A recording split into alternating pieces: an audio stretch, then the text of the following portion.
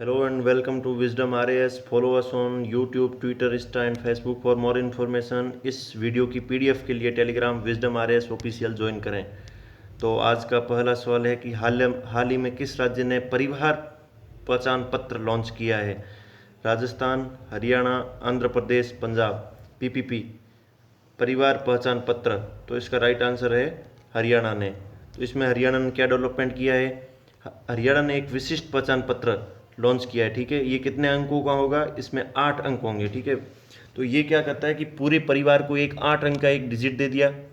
यदि ये अंक किसी भी वेबसाइट पर दबाएंगे तो इन पूरे परिवार की पूरी लिस्ट एक आ जाएगी। ठीक है, तो उससे पता चलेगा कि इस फैमिली की क्या स्थिति है, फैमिली को कौन सी सुविधा मिल रही है, नहीं मिल रही है।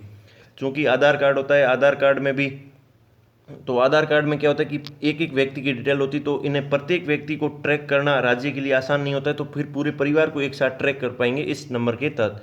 ठीक है, तो आधार पत्र क्या होता है? आधार किसी भी एक व्यक्ति का प्रतिनिधित्व करता है, जबकि पीपीपी परिवार पहचान पत्र पूरे परिवार का प्रतिनिधित्व करते हैं। ठीक है, तो इसमें स्टेटों का यही कहना है कि भाई एक तो ये सेंटर द्वारा स्थापित होती है आधार कार्ड, लेकिन ये पीपीपी ट्रिपल पी अपने राज्य अपने स्तर पर निपटाएंगे, ताकि पूरे एक परिवार को ट्रैक करके उन्हें किसी भी प्रकार की सुविधाएं देनी हुई, किसी भी स्कीम का, ठीक है, सोशल स्कीम का लाभ देने के लिए। सोशल स्कीम जैसे कि यहाँ पर वृद्धावस्था सम्मान भत्ता, दिव्यांग पेंशन, विधवा एवं निराश्रित महिला पेंशन को अभी इन योजनाओं से जोड़ा जा रहा है, बाकी फिर पूरी पूरी योजना से जोड़ दिया जाएगा। जैसे कि मान लो एक परिवार का मैं 1 2 3 4 5 8 अंक दबाता हूँ, तो फिर पता चल जाएगा इस परिवार को ये स्कीम का भी लाभ देना है, तो उस व्यक्ति को ट्रैक करके फिर उसे इस स्कीम का लाभ दे दिया जाएगा। ठीक है, हाल ही में एक नया वायरस जनित रोगों का घर है चाइना, तो अब यहाँ से एक और नया वायरस कौन सा हुआ है? टिक जनित वायरस SFTS वायरस कहाँ पाया गया है? भारत में, चीन में, जापान में और दक्षिण अफ्रीका में। तो इसका राइट आंसर है चीन। चीन में क्या हुआ है कि अभी एक और नया वायरस फैल चुका है। ये किससे होता है? टिक जनित वायरस है। मतलब कोई भी एक अभी इंसेक्ट है, मतलब कोई एक कीट है जिसको उसे टिक बोलते हैं, उसके कारण ये वायरस हो रहा है। ठीक है, उस कीट से मनुष्य में हो रहा है, फिर मनुष्य ह्यूमन टू ह्यूमन ट्रांसफर हो रहा है। ठीक है, तो अब इस वायरस का नाम और भी दे रखा है बुन्या वायरस। ठीक है, बुन्या वायरस फैमिली का है और ये टिक के काटने से मनुष्यों में प्रेषित होता है। तो इसे क्या कहते हैं? Severe fever with thrombocytopenia syndrome. यहाँ पर हिंदी में दे रखा है थ्रोम्बोसाइटोपेनिया सिंड्रोम के साथ। ठीक है, चाइना में अभी इन्होंने बोला है कि 7 लोगों की तो मौत हो गई है और 60 लोग अभी उनका अभी संक्रमित का बता रहे थे, लेकिन आप मान सकते हो कि चाइना पूरा डेटा अपने सामने नहीं रखता है, तो 60 लोगों को संक्रमित होना कम से कम ये 1000-2000 लोगों से तो ऊपर ही गया है। ठीक है, तो इसमें क्या हुआ था कि ये चीन के कौन से पार्ट में हुई? ये चीन का पार्ट है, तो इस ईस्ट पार्ट में ये रोग ज़्यादा से ज़्यादा फैला है। ठीक है, तो इसमें क्या हुआ था कि 2020 के शुरुआती महीने में चीन के जियाग्सू प्रांत में SFTS वायरस से संक्रमित लोगों का निदान किया गया था। इसका अभी तक कोई भी टीका नहीं बना रखा है, लेकिन एंटीवायरल दवा है जो रिबाविरिन से इसका इलाज माना जा रहा है कि हो सकता है। ठीक है, इस वायरस की चीन शोधकर्ता ने 10 साल पहले 2009 में चीन के हुबई और हेनान प्रांतों के ग्रामीण क्षेत्र में कुछ मामले इनके सामने आए थे।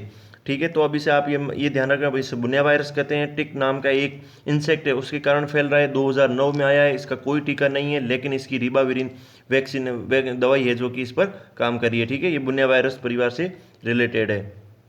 अब नेक्स्ट है कि राष्ट्रीय हथकरघा दिवस, नेशनल हैंडलूम डे कब मनाया जाता है? 5 अगस्त, 7 अगस्त, 29 जुलाई, 3 अगस्त। हथकरघा क्या होता है? हथकरघा का मीन होता है कि मतलब हाथ और पैरों की पोर से बनाए गए कोई भी जैसे कि किसी लकड़ी का आइटम या फिर पहनने के सामान, इस प्रकार के हाथ और इनके पैरों की पोर से बना सकते हैं, उसे हैंडलूम कहते हैं। ठीक है, तो हैंडलूम कब मनाया जाता है? 7 अगस्त को मनाया जाता है, क्योंकि इसी दिन 7 अगस्त 1905 को स्वदेशी आंदोलन की शुरुआत हो गई थी। ठीक है, स्वदेशी आंदोलन की शुरुआत क्यों हुई थी? क्योंकि ब्रिटिश सरकार लॉर्ड कर्जन ने 20 जुलाई 1905 को बंगाल का विभाजन, कि बंगाल को 2 हिस्सों में बांट दिया जाएगा, उस घोषणा के खिलाफ कि हम ऐसा ये विभाजन नहीं करना चाहते हैं, इसलिए इंडियन ने बहिष्कार प्रस्ताव पारित हुआ, जिसमें विदेशी वस्तुओं के बहिष्कार को इस नीति के रूप में अपनाया था। स्वदेश मतलब अपने देश की वस्तुएं लेनी है और दूसरे देशों की वस्तुओं को हमें बहिष्कार करना है। ठीक है, इसमें बंगाल में क्या हुआ था कि किसानों ने, बहुत ही कम किसानों ने लिया था, लेकिन जो बारिशाल है इसका अपवाद था, बारिशाल किसान फैमिली थी, इन्होंने हिस्सा लिया था, लेकिन और इस प्रदर्शन में स्त्रियों ने भी घर से बाहर निकलकर विरोध प्रदर्शन किया था। ठीक है, तो इसका उद्देश्य भारतीय प्रधानमंत्री नरेंद्र मोदी ने 7 अगस्त 2015 को चेन्नई में पहले राष्ट्रीय हथकरघा दिवस की शुरुआत की है। ठीक है, शुरुआत की थी 2015 में। ठीक है, और इस बार क्या है कि छठे हथकरघा दिवस के रूप में 7 अगस्त 2020 को वर्चुअल प्लेटफॉर्म की इस बार सारी मीटिंगें वर्चुअल हो रही है। मतलब जैसे कि मैं यहाँ से पढ़ा रहा हूँ और आप देख रहे हैं, ये एक प्रकार का वर्चुअल प्लेटफॉर्म है। ठीक है, आभासी, मतलब मैं आपको आभास हो रहा है कि मैं यहाँ पर पढ़ा रहा हूँ। तो वहाँ पर दो स्क्रीन ले लेते हैं लैपटॉप की, यहाँ से बोलते हैं और जिसमें वीडियो कॉलिंग होती है और सामने से वहाँ से उद्घाटन कर दिया जाता है। ठीक है, और ये महिला सशक्तिकरण के लिए भी इंपॉर्टेंस रखता है, क्योंकि इसमें 70% हथकरघा बुनकर और संबंध श्रमिक महिलाएं, क्योंकि 70% जो भी हथकरघा का काम होता है उसमें महिलाएं अपना इंपॉर्टेंस देती है। ठीक है, इस समारोह में जिला प्रशासन कुल्लू हिमाचल प्रदेश के सहयोग से स्थापित किए जा रहे क्राफ्ट हैंडलूम विलेज कुल्लू का भी प्रदर्शन किया जाएगा। ठीक है, तो ये इस प्रकार की इंफॉर्मेशन इसमें है, और अपने यहाँ पर ये ब्रिटिश सरकार का स्वदेशी आंदोलन के बारे में देख लिया। ठीक है, हाल ही में 7 अगस्त का किसको 150वीं जयंती मनाई गई? रविंद्रनाथ टैगोर, अवनींद्रनाथ टैगोर, बाल गंगाधर तिलक और विपिन चंद्र पाल। तो इसका राइट आंसर है 2, अवनींद्रनाथ टैगोर। ठीक है, तो इसमें क्या था कि 7 अगस्त को अवनींद्रनाथ टैगोर की 150वीं जयंती के अवसर पर national gallery of modern art नई दिल्ली एक वर्चुअल टूर, अब देख लो वापिस वही वर्चुअल का जो कंसेप्ट देखा था वही है, वर्चुअल टूर का आयोजन करेगा। शीर्षक इसका क्या है? The great maestro Abanindranath Tagore. तो ये क्या थे, इन्होंने क्या किया था कि एक अरेबियन नाइट्स एंड कृष्ण लीला जैसे विषयों का चित्रण किया था। ठीक है, पेंटिंग की थी, और इन्होंने पेस्टल और सी पामर जैसे यूरोपीय चित्रकारों से तेल चित्रकला का उपयोग करना सीखा था। ठीक है, अवनींद्रनाथ टैगोर का जन्म कलकत्ता में हुआ था। ठीक है, कब हुआ? 7 अगस्त 1871 को। इन्होंने भी अपना योगदान दिया भारतीय स्वतंत्रता में। इन्होंने क्या किया था कि 1907 में अपने बड़े भाई गगनेंद्र नाथ के साथ मिलकर Indian society of oriental art की स्थापना की थी, the Indian society of oriental art, जिसका क्या उद्देश्य था? जिसका उद्देश्य था कि प्राच्य कला मूल्यों का पुनर्जीवन एवं आधुनिक भारतीय कला में नई चेतना का जागृत करना था। ठीक है, इन्होंने स्कूल ऑफ आर्ट की स्थापना की थी। ठीक है, ये आधुनिक भारतीय इससे क्या हुआ? आधुनिक भारतीय चित्रकला का विकास हुआ। इनका क्या था कि पश्चिमी मॉडल के प्रभाव का मुकाबला करने के लिए मुगल और राजपूत चित्रकला शैलियाँ थी, जो भी मुगल और राजपूत चित्रकला शैलियाँ थी उनका आधुनिकीकरण मॉडर्नाइजेशन इनका करना इन्होंने करने के लिए बोला था। ठीक है, चूंकि इन्होंने कहा था कि पश्चिमी चित्रकला का चरित्र भौतिकवादी अतः आध्यात्मिक मूल्यों को पुनर्प्राप्त करने के लिए भारत को अपनी परंपराओं पर वापस लौटने की आवश्यकता है। ठीक है, तो ये भारतीय कला में स्वदेशी मूल्यों के प्रमुख प्रतिपादक भी रहे हैं, और इन्होंने स्कूल ऑफ आर्ट्स की स्थापना की। ठीक है, अब हाल ही में UPSC union public service commission के अध्यक्ष के रूप में किसे नियुक्त किया गया है? ठीक है, अध्यक्ष के रूप में प्रदीप कुमार जोशी, प्रदीप सिंह, राजीव नयन चौबे, मनोज सोनी। तो इसका राइट आंसर है प्रदीप कुमार जोशी। ठीक है, अब यूपीएससी भाग कौन से में आता है? भारतीय संविधान के भाग 14 में आर्टिकल 315 से 323 तक। ठीक है, तो इसमें अब प्रदीप कुमार जोशी को इसका जो है कि नया अध्यक्ष चुन लिया गया है। ठीक है, तो इसका जो है आर्टिकल 315 से 323 भाग 14 ये किस प्रकार की है? इसका कॉन्स्टिट्यूशन में, क्योंकि देखो आर्टिकल उन्हीं के लिए होते हैं जो जिनका संविधान में वर्णन है, तो ये एक प्रकार की संवैधानिक संस्था है, कॉन्स्टिट्यूशनल इंस्टीट्यूट है। ठीक है, इंस्टीट्यूशन है। भाग 14 आर्टिकल 315 से 23, तो इसके ये अपने नए अध्यक्ष, इन्हें प्रदीप कुमार जोशी को नया अध्यक्ष बना लिया है। पहले कौन थे? अरविंद सक्सेना। ठीक है, यूपीएससी में सिस्टम एक ये होता है कि इसका जो सदस्य होता है वो अध्यक्ष बन सकता है, अध्यक्ष होते हैं जो कि वापिस सदस्य नहीं बन सकते। ठीक है, दूसरा, मान लो कि स्टेट पीसीएस का जो भी अध्यक्ष होते हैं वो यूपीएससी के अध्यक्ष और सदस्य दोनों बन सकते हैं। जो भी स्टेट पीसीएस का अध्यक्ष होता है वो यूपीएससी का अध्यक्ष और सदस्य बन सकता है। जो स्टेट पीसीएस का, ये आपके लिए थोड़ा ज़्यादा हो जाएगा लेकिन मैं फिर भी आपको एक बार बता देता हूँ कि ये मान लो आप, ये स्टेट हो गया। ठीक है, तो स्टेट का जो भी अध्यक्ष है ना वो स्टेट में सदस्य नहीं बन सकता। ठीक है, लेकिन वो यूपीएससी में अध्यक्ष और सदस्य बन सकता है। ठीक, बाकी स्टेट का जो सदस्य है वो स्टेट के भी जो भी पीएससी कमीशन होगा उसमें अध्यक्ष बन सकता है, और यूपीएससी का अध्यक्ष और सदस्य दोनों बन सकता है। इस प्रकार का इनका रहता है, लेकिन ये अपने इस प्रकार के इन एग्जामों में इतना ज़्यादा इंपॉर्टेंस नहीं रखता है। तो इनका कितने साल का कार्यकाल होता है? 6 साल या 65 वर्ष की आयु तक होता है। ठीक है, इन्हें त्यागपत्र राष्ट्रपति को सौंप सकते हैं। यूपीएससी में कितना होता है, 1 अध्यक्ष प्लस समथिंग 10 सदस्य के, इसका कुछ फिक्स नहीं है, लेकिन राष्ट्रपति फिक्स करते हैं, ठीक है।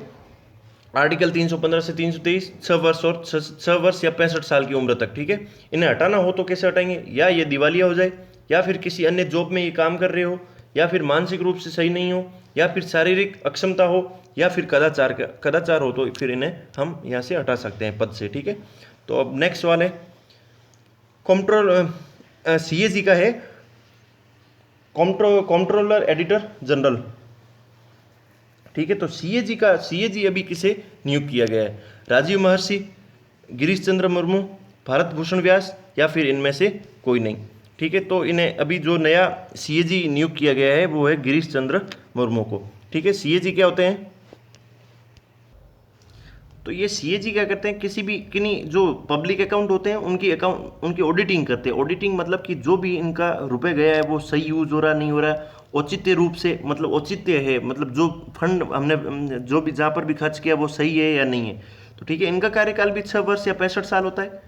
इन्हें भी राष्ट्रपति नियुक्त करते हैं, लेकिन इन्हें यदि हटाना हो पोस्ट से हटाना हो तो केवल और केवल सुप्रीम कोर्ट के जिस प्रकार जजों पर महाभियोग का फंक्शन लाकर जिस प्रकार हटाते हैं उसी प्रकार इनको भी सीएजी को हम हटा सकते हैं, ठीक है।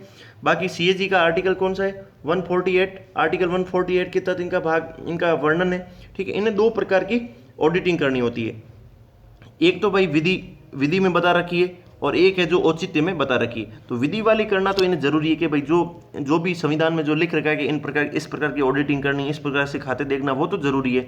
लेकिन कौन सा फंड सही इस्तेमाल किया या गलत किया वो इनके विवेक के ऊपर है, करे या नहीं करे, ठीक है।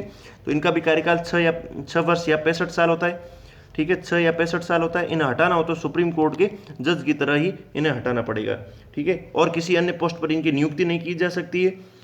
एक बात है कि कुछ की नियुक्ति सीएजी खुद करते हैं, मतलब कुछ की ऑडिटिंग सीएजी खुद करते हैं, कुछ की इनकी सलाह पर करते हैं, कुछ की बिल्कुल स्वतंत्र रूप से होती है। जैसे कि स्वतंत्र एसबीआई, एलआईसी, इनकी सीएजी नहीं करता ऑडिटिंग, इनकी सरकार द्वारा जो भी नॉमिनेट करते हैं वो इनकी ऑडिटिंग करते हैं, ठीक है। तो नेक्स्ट सवाल है, हाल ही में भारतीय रेलवे ने फल, सब्जियां, मछली, मांस और दूध जैसी जल्द खराब होने वाली वस्तुओं के परिवहन में कौन सी ट्रेन चलाई है, किसान रेल, भारतीय रेल, तेजस रेल, वंदे भारत रेल। तो इसका राइट आंसर है किसान रेल। तो किसान रेल में क्या होता है कि मान लो दूध, दही, सब्जी और सब्जियां, फल, मछली, मांस, ये क्या है कि जल्दी खराब हो जाते हैं, ठीक है। मान लो कि मुझे एक लोकेशन से इन्हें दूसरी लोकेशन पर यहाँ से लेकर यहाँ तक लेके जाना है, और यहाँ पर यदि समय ज़्यादा लग रहा हो तो यहाँ तक आने में सब्जियाँ, फल, दूध, सब्जी खराब हो जाते हैं। तो हमें क्या चाहिए, वातानुकूलित, मतलब एसी टेम्परेचर मेंटेन वाली हमें ट्रेन चाहिए जो यहाँ से यहाँ तक पहुँचाए, लेकिन फल, दूध, सब्जियाँ खराब नहीं हो। आप भी देखते होंगे दूध यदि बाहर रखेंगे तो दूध फट जाएगा, लेकिन फ्रीज में 1 दिन तक दूध पड़ा रहने पर भी खराब नहीं होता। तो इस प्रकार की ट्रेन चलाइए। इस प्रकार की महाराष्ट्र और बिहार के बीच, महाराष्ट्र और यहाँ से लेकर बिहार तक इस प्रकार का ट्रांसपोर्टेशन किया जाएगा ताकि मछली, मांस, दूध और परिवहन सही तरीके से जाए। निर्मला सीतारमण ने बजट में इस प्रकार की घोषणा इसी वर्ष के रेल, मतलब इस प्रकार की रेल शुरू करने की इस वर्ष के बजट में घोषणा की थी, ठीक है। तो ताकि एक दूसरे से ट्रांसपोर्ट होगी, खराब नहीं होगी, तो किसानों की इनकम भी ज़्यादा बढ़ जाएगी, ठीक है। अब हाल ही में किस देश ने भारत ने टिकटॉक बैन किया, उस प्रकार किस देश ने टिकटॉक बैन किया है, अमेरिका, इंग्लैंड, कनाडा और ब्राजील। तो इसका राइट आंसर है जो अमेरिका में क्या डेवलपमेंट हुआ, अमेरिका ने कहा कि हम आपको यहाँ पर टिकटॉक नहीं चलाने देंगे, लेकिन आप टिकटॉक की अथॉरिटी, जो भी टिकटॉक की कंपनी की सारी डेटाज और जो भी शेयर्स हैं, तो वो आप यदि हमारे माइक्रोसॉफ्ट कंपनी को आप सौंप देते हो तो हम आपको चलाने देंगे, लेकिन हम नहीं चलाने अन्यथा हम नहीं चलाने देंगे, ठीक है। तो यहाँ पर अमेरिका में कितने 100 मिलियन यूजर है, ठीक है। 1 मिलियन में 10 लाख होता है, तो आप कैलकुलेशन करो तो 100 मिलियन यहाँ पर टोटल यूजर्स हैं, ठीक है। तो अब ये कंपनी पूरी की पूरी माइक्रोसॉफ्ट को हेड कर दी जाएगी। इस कंपनी की पेरेंट ऑर्गेनाइजेशन कौन सा है, इसका बाइट डांस, मतलब बाइट डांस की एक और छोटी कंपनी खोल रखी थी जिसका नाम टिकटॉक है, ठीक है। तो ये चाइना से बाहर पूरे देशों में से टिकटॉक बोलते हैं, लेकिन चाइना में से टिकटॉक नहीं, कुछ और दूसरा नाम इन्होंने दे रखा है। तो टिकटॉक और वीचैट पर अमेरिका प्रतिबंध लगाने पर आदेश पर हस्ताक्षर कर दिए। 45 डेज में इस प्रकार के समझौता क्लियर कर दिया जाएगा, ठीक है। नेक्स्ट सवाल क्या है, हिंद महासागर क्षेत्र में पहली बार किसने ओडिशा के 2 तटीय गांवों को सुनामी रूप में तैयार किया है। हिंद महासागर क्षेत्र में पहली बार 2 तटीय, मतलब ये हमारा कोस्टल एरिया है, तो यहाँ पर 2 ऐसे गांव है ओडिशा के जिन्हें यदि कोई किसी प्रकार की सुनामी आएगी तो उनके विरुद्ध तैयार है हम, ठीक है। UNESCO, Indian Ocean Rim Association, World Trade Organization, या इनमें से कोई नहीं। तो इसका राइट आंसर है जो कि यूनेस्को है, ठीक है। तो यूनेस्को ने क्या किया कि यूनेस्को के 2 गाँव है, वेंकट ट्रायपुर और नोलिया शाही, ठीक है। तो इन गांवों में क्या है कि ये दो गांव ऐसे तट पर है, लेकिन यदि सुनामी आ गई तो ये सुनामी से लड़ पाएंगे, इसलिए इन्हें कहा कि सुनामी रेडी के रूप में भी काम दिया गया, मतलब नाम दे दिया है, ठीक है। यूनेस्को क्या है? संयुक्त राष्ट्र शैक्षिक, वैज्ञानिक और सांस्कृतिक संगठन है, ठीक है। तो और ओडिशा भारत का पहला राज्य बन गया है, और यूनेस्को के अंतर सरकारी महासागरीय आयोग आईओसी ने, ठीक है, इंटर गवर्नमेंटल ओशियोनोग्राफिक कमीशन ने सुनामी के लिए तैयार की स्थिति हासिल करने वाला भारत हिंद महासागर क्षेत्र का पहला देश बन गया है, ठीक है। तो यूनेस्को की स्थापना कब हुई? यूनेस्को की स्थापना हुई है जो 1945 में हुई है, ठीक है। मैं यहाँ लिख देता हूँ, यूनेस्को की स्थापना 1945 में हुई, ठीक है। इसका जो हेडक्वार्टर है जो कि पेरिस फ्रांस में, ठीक है, पेरिस फ्रांस में। यूनेस्को की फुल फॉर्म क्या है? United Nation Educational, Scientific and Cultural Organization. Educational, Scientific and Cultural Organization, इसका हेडक्वार्टर है पेरिस फ्रांस में। 1945 में इसकी स्थापना हुई है, ठीक है। इसका एम क्या है? इसका एम है कि एजुकेशन, साइंटिफिक, कल्चर के क्षेत्र में काम करना, ताकि पीस को मेंटेन, विश्व में शांति को स्थापित किया जा सके, ठीक है। तो ये दो गांव हैं जो कि ओडिशा के अब सुनामी से रेडी हैं। हाल ही में किस बैंक ने मोजाम्बिक को 250 मिलियन अमेरिकी डॉलर की ऋण राशि line of credit the? Line of credit देखेंगे क्या है? लाइन ऑफ क्रेडिट दी, ठीक है। Exim bank, SBI bank, IDFC and IndusInd bank, ठीक है। तो इसका राइट है जो एक्सिम बैंक है, एक्सपोर्ट इंपोर्ट बैंक, ठीक है। तो इसने क्या किया? ये मोजाम्बिक देश यहाँ पर देख लीजिए आप, ठीक है। ये अफ्रीका महाद्वीप का मोजाम्बिक देश है, मेडागास्कर के पास में तटीय कंट्री है, ठीक है। एक्सिम बैंक क्या है? तो एक्सिम बैंक क्या करता है कि एक्सपोर्ट बढ़ाने के लिए लोन प्रोवाइड करता है, ताकि हम इंपोर्ट कम करें, आयात कम करें और निर्यात को बढ़ावा दे सके, इसके लिए आसान शर्तों पर लोन प्रोवाइड करता है, ठीक है। तो इसकी स्थापना हुई है जो 1982 में, और इसका हेडक्वार्टर है जो कि मुंबई में स्थापित है, ठीक है। तो इन्होंने क्या किया कि इन्होंने अब मोजाम्बिक को दिया है मोजाम्बिक को 250 मिलियन अमेरिकी डॉलर, मतलब तकरीबन 1870 करोड़ रुपए की लाइन ऑफ क्रेडिट दी है। लाइन ऑफ LOC क्या होती है? लाइन ऑफ क्रेडिट ये होती है कि मान लो मैं आपको 100 रुपये आज दे रहा हूँ, ठीक है। आज मान लो आपको प्रोजेक्ट चलाने के लिए 70 रुपये की ज़रूरत है, तो आप एक बार 70 ले लो, फिर आप ले लो 30 रुपये। तो ब्याज क्या लगेगा कि मान लो ये स्टार्ट वाले 2 महीने में ली, ये फिर 5 महीने वाले में ले ली, ठीक है। तो इस पर जो 70 रुपये का लोन है वो 2 महीने के लिए लगेगा, फिर पीछे जब 5वें महीने में लोगे तब इस 30 रुपये का लोन की, मतलब जो भी आपको पेमेंट भुगतान करना होगा वो, मान लो देखो 100 रुपये के आपको मैंने लोन दे दी, 20 आज ले लिए, 50 आज ले लिए, 50 2 महीने बाद ले लिए और 30 अगले साल ले लिए। तो पहले लगेगा 20 रुपये पर ब्याज, फिर जब ये 50 रुपये उठाओगे तब इस पर ब्याज लगेगा, उसके बाद में जब 30 रुपये लोगे तब इस पर ब्याज लगेगा। तो जब मतलब लाइन ऑफ क्रेडिट हम के आप 100 रुपये जब मन पड़े तब ले लो, 20 आज ले लिए, 50 फिर ले लिए, 30 ले ली, तो अलग अलग टाइम में लोन लगेगा, ब्याज लगेगा, तो हमारा ब्याज ज़्यादा नहीं बनेगा, ठीक है। हाल ही में LIC ने किस बैंक के 4.23 स्टेक का अधिग्रहण किया है? LIC ने मतलब एक कंपनी है, मान लो 100 शेयर है, तो उसमें उसका 4% स्टॉक अधिग्रहण कर लिया। Yes bank, Kotak Mahindra bank, city bank और AU स्मॉल फाइनेंस बैंक। तो इसका आंसर है यस बैंक। तो LIC क्या है? LIC 100% मतलब गवर्नमेंट आउंड कंपनी है, ठीक है। तो और इसमें क्या किया इसने? 4.23% स्टॉक, यस बैंक के जितने भी शेयर है उसका इतना हिस्सा इसने ले लिया है, ठीक है। तो और LIC क्या है? LIC पूर्णतः भारत सरकार की है, और 1956 में इसकी स्थापना हुई है, ठीक है। LIC अपने प्रीमियम इंश्योरेंस इस टाइप की बीमा करती है, ठीक है। और इसे रेटिंग किसने दी है? मूडीज़ है। मूडीज़ क्या है? मूडीज़ के बारे में सवाल आ जाए तो ये क्रेडिट रेटिंग एजेंसी है, मतलब इस कंपनी का क्रेडिट कितना है, मान लो ये इसका स्कोर गुड है या बैड है या फिर A रैंक में, B रैंक में, इस प्रकार। तो मतलब हम देख लेंगे कि इस कंपनी की रैंकिंग अच्छी है तो हम इसमें इन्वेस्टमेंट कर सकते हैं। तो मूडीज़ क्या है? क्रेडिट रेटिंग एजेंसी है। LIC क्या है? 1956 में इसकी स्थापना हुई, 100% गवर्नमेंट आउंड। 100% गवर्नमेंट तो मतलब इसका पूरा जो भी प्रशासन संभालता है, लेकिन साथ में कुछ फॉरेनर इन्वेस्टमेंट है, उन्होंने भी इसमें शेयर का स्टेक ले रखा है, ठीक है। तो इसकी IDBI भी इसने LIC ने मैक्सिमम शेयर उसका ले रखा है। नेक्स्ट वाला है, किस मंत्रालय ने भारत जल संसाधन सूचना प्रणाली का नया संस्करण लॉन्च किया है? जल शक्ति मंत्रालय, गृह मंत्रालय, गंगा रिजुवेनेशन मंत्रालय और या फिर इनमें से कोई नहीं। तो इसका राइट आंसर जल शक्ति मंत्रालय। जल शक्ति मंत्रालय ने क्या किया है? अपने नए कार्य और सुविधाओं के साथ भारत जल संसाधन सूचना प्रणाली, India water resources information system का एक नया संस्करण, मतलब नया एक रूप लॉन्च किया है, ठीक है। ये अपने लिए भी पोर्टल खुला है, कौन क्या है? www.india water resources information system domain क्या है? government.in के माध्यम से है, ठीक है। तो इसने क्या किया है कि भारत WRIS को बनाए रखने और कुछ चीज़ें और अपडेट करने के लिए एक साथ में कंबाइंड संगठन, मतलब कंबाइंड संगठन का एक पोर्टल शुरू किया है। ठीक है, वो क्या है, राष्ट्रीय जल सूचना विज्ञान केंद्र की स्थापना की है, जिसमें कि इसको भी इंक्लूड कर लिया है। ठीक है, तो ये इस प्रकार इन्होंने काम अपडेट किया है और इस पोर्टल के माध्यम से। ठीक है, PE शिक्षकों और प्रिंसिपलों के लिए खेलो इंडिया मोबाइल ऐप किसने लॉन्च किया है? भारतीय खेल प्राधिकरण या फिर CISCE या फिर केंद्रीय माध्यमिक शिक्षा बोर्ड, या इन तीनों ने। ठीक है, तो इसका आंसर आप यहाँ देख लीजिए। पहले देख लो कि खेलो इंडिया गेम्स का मंत्रालय कौन है। तो खेलो इंडिया गेम्स मंत्रालय का जो भी है, ministry of youth affairs and sports, youth affairs and sports. ठीक है, ये इसकी मिनिस्ट्री है। और एक खेलो इंडिया यूथ गेम्स भी चलता है, इसके इस बार ये 4th सेशन है जिसको हरियाणा कंडक्ट करा रहा है। ठीक है, तो ये 4th सेशन, इससे पहले 3 सेशन और हो रखे हैं। तो CISCE और CBI और SAI ने तीनों ने मिलकर फिजिकल एजुकेशन शिक्षक और प्रिंसिपल के लिए, जो भी टीचर्स और प्रिंसिपल है, उनको इस ऐप के माध्यम से ऑनलाइन प्रशिक्षण दिया जाएगा। किसने? इन तीनों ने की है, CISCE, CBSE और SAI ने। ठीक है, तो इसका राइट आंसर है जो कि इन तीनों ने। तो इसका जो भी है ये आपको सारा डेटा बता दिया। खेलो इंडिया गेम्स मंत्रालय का जो भी मिनिस्ट्री है, ministry of youth affairs and sports इसकी मिनिस्ट्री है। फिर नेक्स्ट वाले और अंतिम सवाल है, स्कूलों के शिक्षण उपकरण प्रदान, मतलब टीचिंग इंस्ट्रूमेंट प्रदान करने के लिए गूगल इंडिया के साथ साझेदारी करने वाला पहला राज्य कौन बन गया है?